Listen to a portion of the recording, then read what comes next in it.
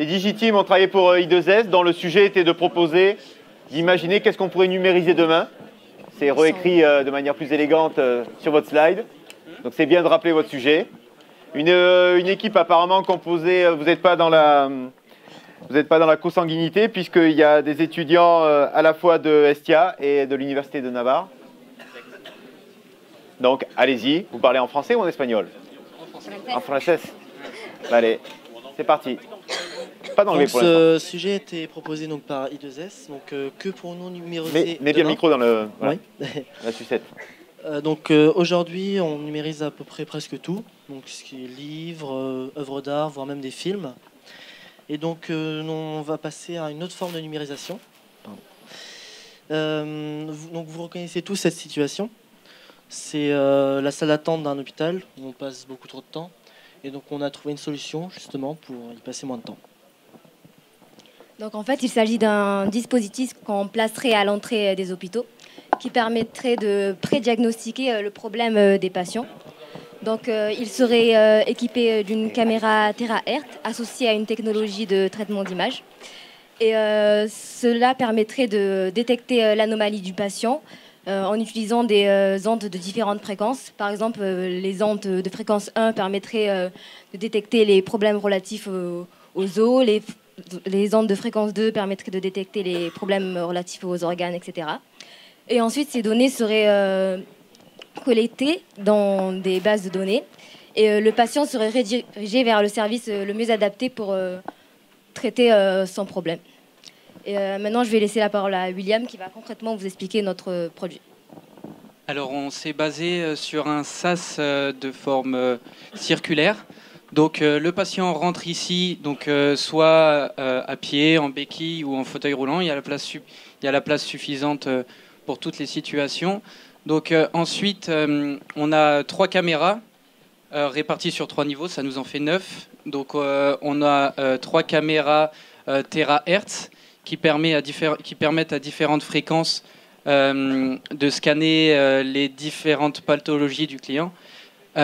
On a également des caméras classiques qui filment le visible avec une grande résolution d'à peu près 70 millions de pixels qui permettent de faire un scan rétinien et ainsi d'obtenir le dossier du patient immédiatement et de savoir les pathologies passées. On a également un autre type de caméra, les caméras infrarouges, qui permettent de calculer la température du corps, de juger s'il y a de la fièvre, ou s'il est en situation de stress ou toute autre chose. Donc on a un émetteur pour la caméra terahertz qui capte donc l'onde qui passe à travers le corps et on modifie la longueur d'onde et ça nous permet de visualiser le corps comme on a pu le voir précédemment. Donc notre solution est une solution qui permettrait d'augmenter l'efficacité d'un service d'urgence. Donc les infirmières qui sont là n'auraient pas besoin de visualiser la pathologie du client. La solution aurait déjà effectué lui-même le travail. Ça permettrait donc d'avoir une meilleure efficacité des ressources, enfin une meilleure utilisation des ressources de l'hôpital et donc de gagner du temps, de l'argent. Et voilà. Merci. Merci à vous, si vous avez des questions. Est-ce qu'il y a une question ou deux? Merci pour la présentation. Alors moi j'ai peur que ça ait l'effet inverse. C'est-à-dire que ça va augmenter le temps aux urgences parce que quelqu'un va venir pour un bras cassé et finalement on va lui trouver un cancer.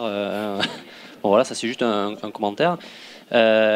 Ensuite, la question, quand même, c'est à combien vous avez évalué le prix d'un équipement comme ça, d'un médecin artificiel, en fait? Oui, on a évalué l'économisation qu'on peut faire parce que beaucoup de fois, les patients allons en urgence avec nos pathologies.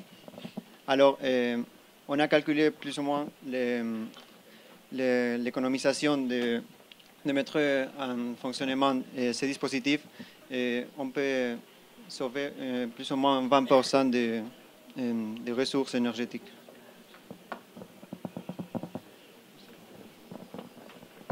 La coût de la solution, donc une caméra Terahertz, c'est à peu près 70 000 euros.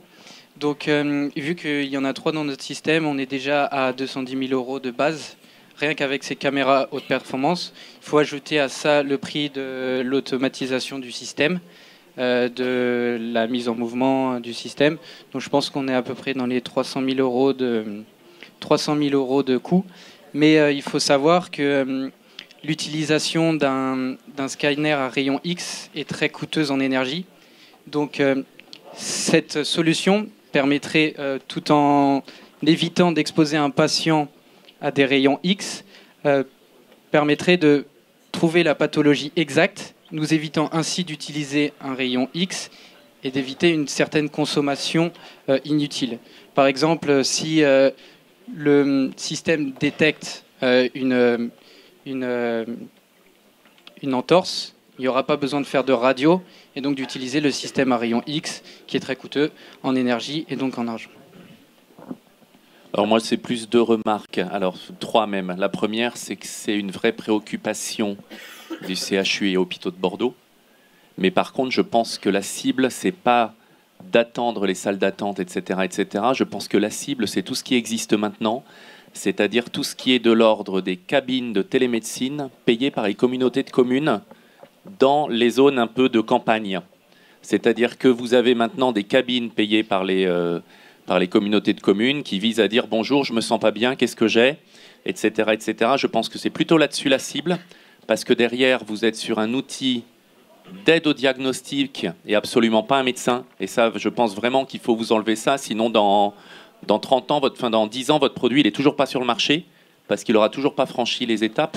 Par contre, c'est vraiment, à mon avis, quelque chose qui doit se mettre en œuvre, mais plutôt sur des applications qui sont, à mon avis, pas celles que vous avez ciblées en termes de désengorger les services d'urgence, mais plutôt sur la partie essayer d'éviter que l'on remplisse les salles d'attente des services d'urgence par des outils un peu plus adaptés. Et là, dans ces cas-là, je sais que les communautés de communes émettent déjà 100 000 euros en règle générale pour avoir juste une cabine de télémédecine, donc simplement l'assistant personnel qu'on a vu tout à l'heure qui pose des questions sur bonjour, comment ça va, et derrière qui vérifie vous avez mal au genou. À ce moment-là, on regarde que le genou. Et heureusement, on ne va pas regarder le tout, sinon en effet, on ressort de la machine en ayant mal à la gorge, au genou, au pied, et en plus en ayant l'estomac totalement à l'envers, parce que je pense que c'est pas non plus un truc qu'on fait tous les jours. Ok, donc merci pour ces 3 commentaires. Donc on va mettre le décompte de 3 minutes pour Jackie quand il va prendre la parole.